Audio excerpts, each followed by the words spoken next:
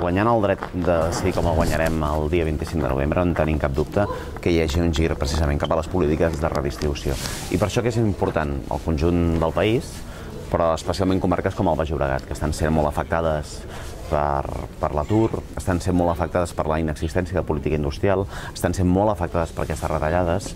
Diguem que comarques com el Baix Llobregat necessitem que es mobilitzin com mai, i que es mobilitzin com mai perquè hi hagi gir a l'esquerra. I avui qui expressa un gir a l'esquerra i un gir a l'esquerra clar en aquestes eleccions és la candidatura d'Iniciativa Verds i d'Esquerra Unida. Nosaltres el que creiem és que a nivell comarcal i a nivell del Baix Llobregat el que cal és inversió en serveis públics, inversió en política industrial i inversió per fer d'aquesta comarca una comarca pròspera i amb menys desigualtat.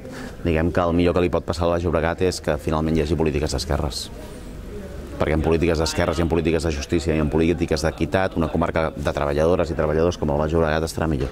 I aquesta comarca, a més, té grans potencialitats i el que necessita, en definitiva, és una política industrial activa que no ha existit. El Baix Llobregat és eminentment una política industrial i una política per treure profit de les seves grans potencialitats. La gran potencialitat d'aquesta comarca és, sens dubte, aquesta indústria, però també és el parc agrari.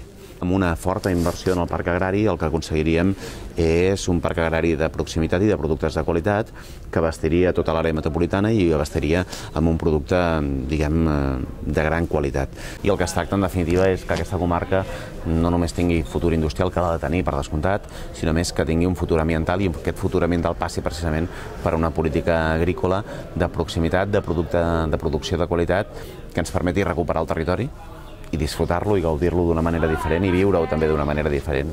Mas, Duran i Sánchez Camacho poden discutir-se molt i continuaran discutint-se aquesta campanya, però Mas i Duran, i sovint Sánchez Camacho, sempre han acabat coincidint en retirar impostos als més rics, en les retallades, en aquesta política d'austeritat dogmàtica que ha afectat tant els drets de la gent.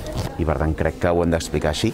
Poden discutir-se molt, moltíssim, una barbaritat, però lamentablement en el projecte social, en el projecte de retallades, en el projecte de treure impostos als més rics i augmentar les retallades han acabat coincidint gairebé sempre. Mas i Duran, i sovint també qui ho critica, Sánchez Camacho.